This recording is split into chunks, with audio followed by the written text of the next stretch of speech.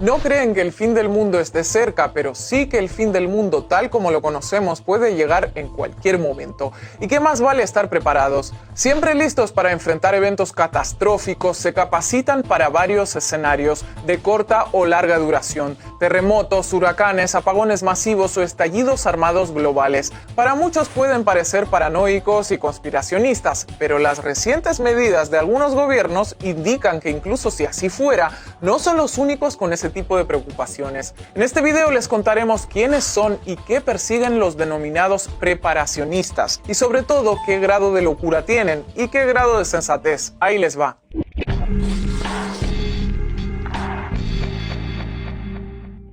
¿Se imaginan qué pasaría si de repente hubiera un apagón que dejara a su país sin electricidad no solo durante unas horas, sino durante varios días y hasta semanas? ¿Cuántas cosas que se hacen cotidianamente, como comunicarse mediante el celular o la computadora, dejarían de ser posibles? Y mucho más importante, ¿cómo iluminaríamos nuestro hogar de noche una vez se acabaran las velas que sobraron de la última torta de cumpleaños? ¿Qué pasaría con la comida que guardamos en el refrigerador pasados los primeros 2 o 3 días sin corriente eléctrica?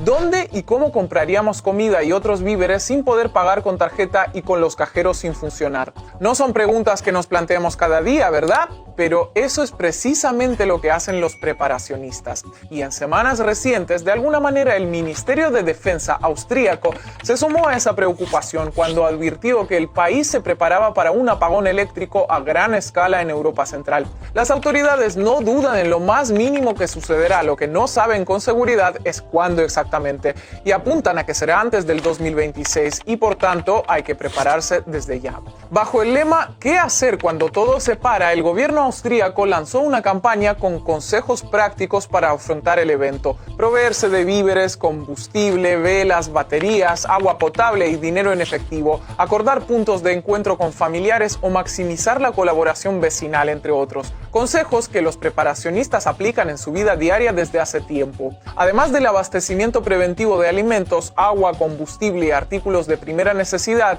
en su filosofía también fomentan el aprendizaje de nociones médicas de emergencia y defensa personal, e incluso la habilitación de infraestructuras como almacenes o despensas o búnkeres en los casos más extremos. Como mínimo tendríamos que guardar entre 5 y 10 litros por persona y día para al menos 2 semanas.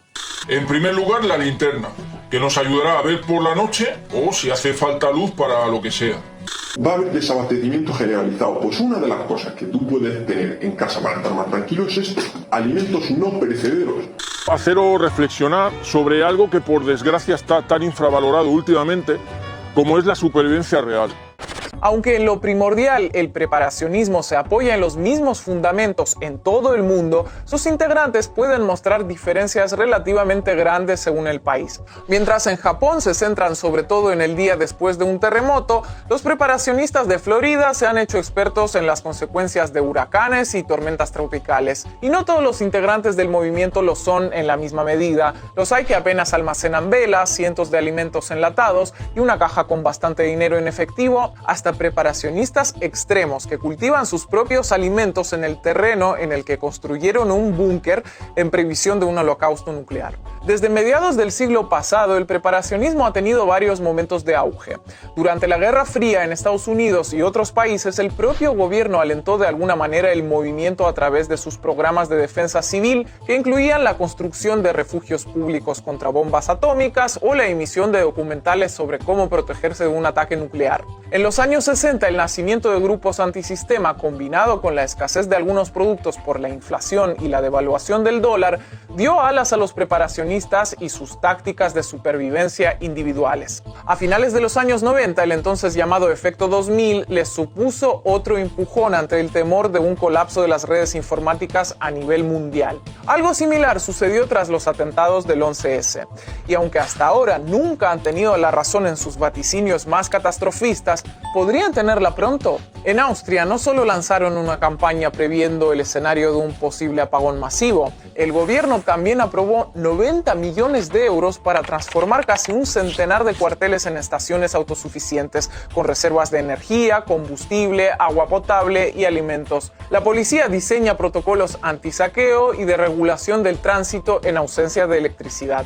Alemania también lanzó una campaña con consejos de abastecimiento y hasta métodos para combatir el frío en caso de insuficiencia energética. Suiza podría pedir a la población y a más de 30.000 empresas que reduzcan su consumo energético en previsión de un invierno duro y con posible escasez de suministro. La escasez de suministro, desajustes o sobrecargas del sistema hasta ciberataques terroristas, fenómenos atmosféricos extremos o incluso espaciales podrían causar un apagón masivo. Una tormenta solar provocó graves daños al sistema eléctrico canadiense en 1989. En los últimos 20 años se han producido masivos apagones de larga duración en Puerto Rico, Filipinas, Venezuela, Brasil, Paraguay, pero también en países altamente industrializados como Estados Unidos y Canadá en 2003. Pero además de los antecedentes históricos, ¿hay hechos concretos que apunten a un cercano gran apagón u otro escenario de futuro distópico? Pues realmente no muchos. De hecho, algunos califican las medidas del gobierno austríaco como una sobreactuación encaminada a desviar la atención de la crisis energética y el encarecimiento de las facturas. Lo cierto es que la pandemia pinchó la burbuja psicológica de invulnerabilidad en la que vivían muchas personas, especialmente en los países económicamente más desarrollados. A la irrupción de un virus que no se termina de ir se sumaron una crisis económica global, problemas de abastecimiento, escasez de materias primas y de suministro energético. Así las cosas, no es extraño que surjan sospechas más o menos fantasiosas de que el mundo tal como lo conocemos se encuentra en la antesala de su fase apocalíptica. En España, por ejemplo, el preparacionismo vive una auténtica luna de miel con buena parte de la población, producto de todo este cóctel de circunstancias preapocalípticas. De hecho, en los días del anuncio del gobierno austríaco, las ventas de hornillos y camping gas se dispararon un 600% y los medios abordaron el tema en profundidad. No en vano, tras meses como uno de los países más castigados del mundo por la pandemia, poco después el centro de España, incluida Madrid, sufrió una nevada histórica que colapsó carreteras y varios centros urbanos durante días, y desde hace semanas la isla de La Palma vive la erupción de un volcán que ha forzado evacuaciones masivas. Ni en Hollywood metieron tantas catástrofes juntas en una sola película. Así que no sabemos si ponerse a acumular agua, víveres y baterías en el sótano o la despensa como si nuestras vidas dependieran de ello es previsión o paranoia, ni si los preparacionistas son aves de mal agüero que se preocupan de armagedones que nunca llegan o visionarios a los que algún día la especie humana deberá su salvación. De cualquier forma, lo innegable es que hasta hace menos de un par de años la preparación para escenarios apocalípticos parecía cosa exclusiva de pequeños departamentos gubernamentales o de milicias conspiranoicas. Pero si hay una moraleja que nos ha dejado la pandemia de coronavirus es que el futuro es imprevisible y que lo que nos parecía imposible o muy poco probable puede volverse real de la noche a la mañana.